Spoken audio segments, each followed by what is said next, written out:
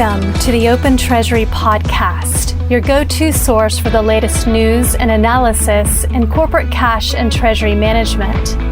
This show is brought to you by CTMfile.com and the Treasury News Network, where Treasury professionals learn and share the information that matters most.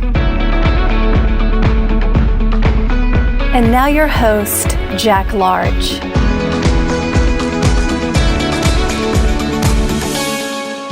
Hello and welcome to our Open Treasury podcast. I'm here with Craig Jeffery, as usual, managing partner of Strategic Treasury, and we're going to be reviewing the important treasury topics that CTM's covered in the last 2 weeks. Okay, so the first one we looked at was surprisingly innocuous item on the 8th of December, when we just had quite a small news item about 4 new partnerships. But actually, when you look at it from the partnerships that MasterCard are developing, a whole range of other people are developing, we're actually seeing more and more partnerships. This is changing the structure of the industry, I feel. What do you think, Craig?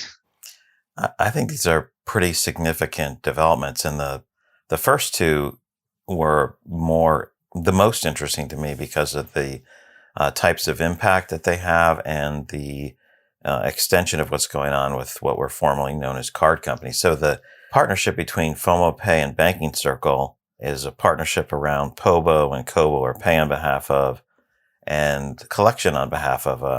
I'm used to referring to that as receive on behalf of, or ROBO. And this covers the APAC region.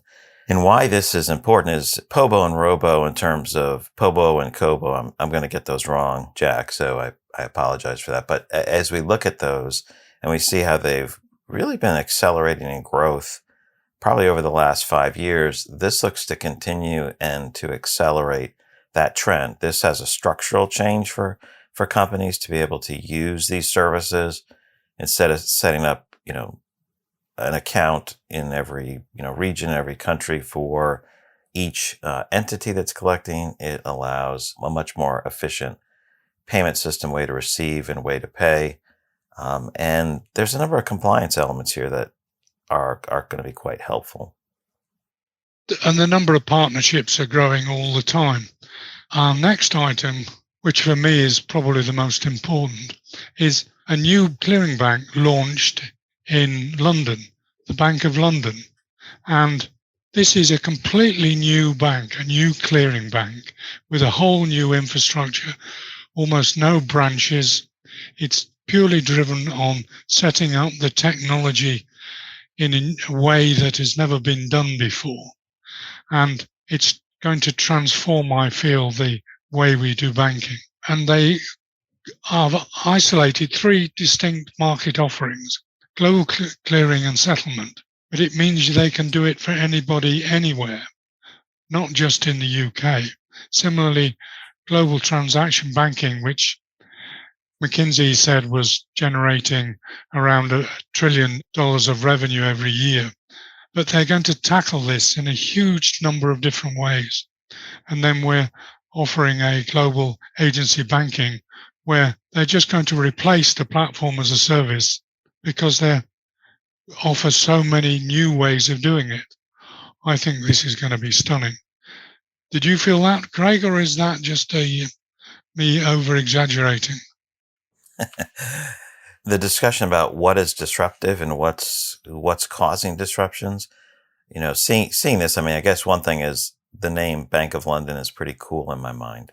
There's the Bank of England, but there was no Bank of London, and it just sort of seems natural from the start. Maybe from a marketing perspective, that's fantastic.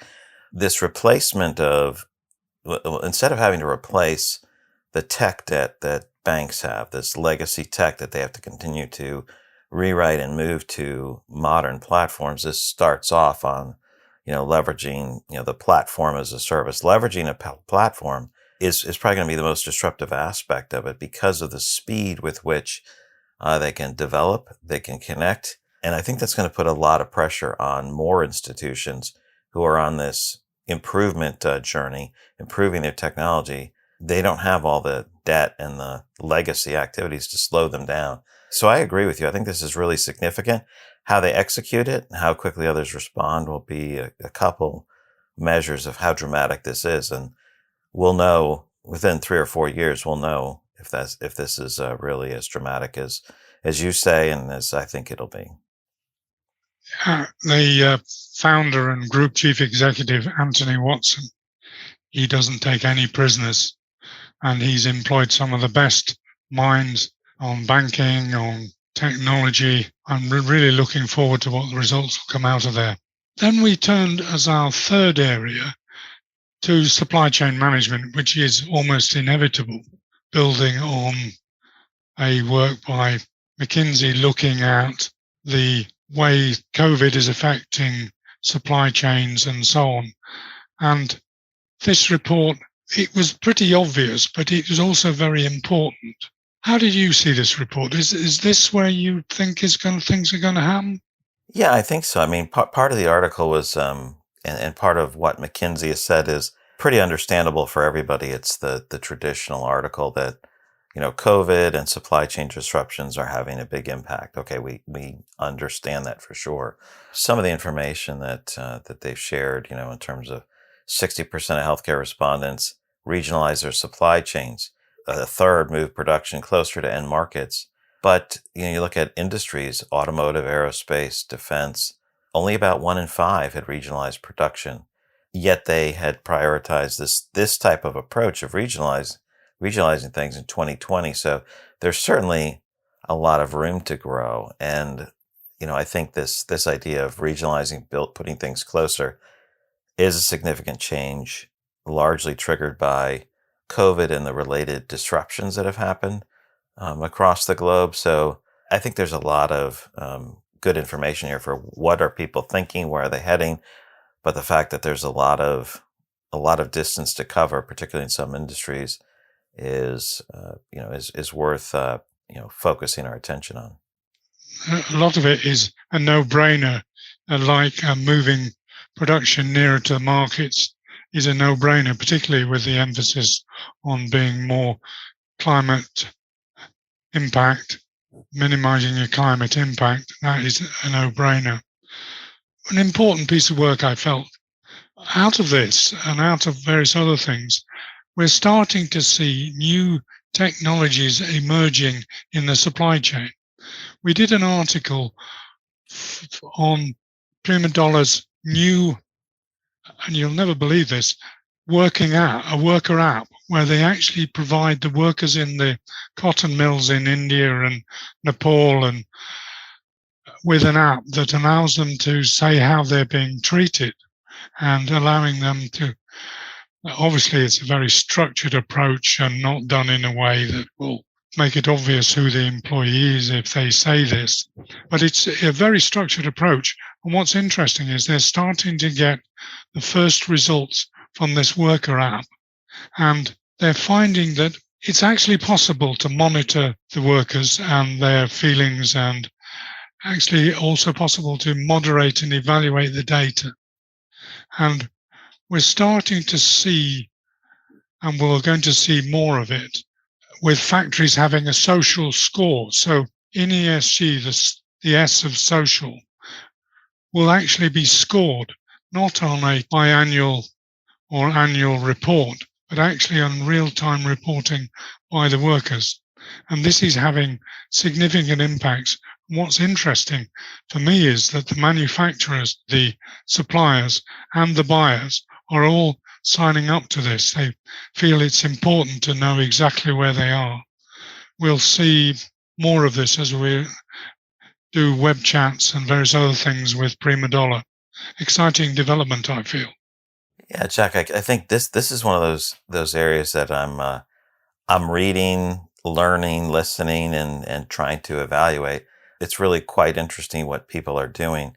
Will this take off? It's really an interesting new development that I'm still trying to get my head around. People on apps poking things, getting the social score versus the internal, annual surveys of how are you feeling? Did you get the right feedback from your boss? How were you treated?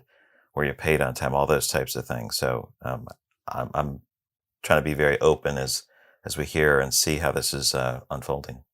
Well, we are covering a news press release from Prima Dollar today on how it's been, and this press release talks about the worker app being launched in Bangladesh, and we're starting to start seeing it rolling out around the world because the big the big buyers are saying, oh yes, I'd really like to know about that. Not in a year's time, but almost on a weekly basis. We're going to see some very innovative stuff here. So really quite exciting, but I'm excited about all the different things. In this week though, for me, the big thing was the launch of the Bank of London, because this I think is going to change banking. You're not going to be able to ignore it. I look forward to the squeals and howls around the world as this drives on, because Tony Watson is not going to let this investment go sleepy. He's always working on big impacts, and he will have a big impact. Craig, what was your take for the week? Well, that would have been my top one too, but since you picked that one and had a great explanation for it, I'll go with the MasterCard situation. You think about card companies are no longer card companies. They're payment and settlement, and that article about partnerships, you just continue to see, companies like MasterCard and other providers change what they're doing. This is a huge thing in the MENA region. We're doing cross-border payments and so I think we just look to see continued transformation in that significant sector. That'll be my pick for this week.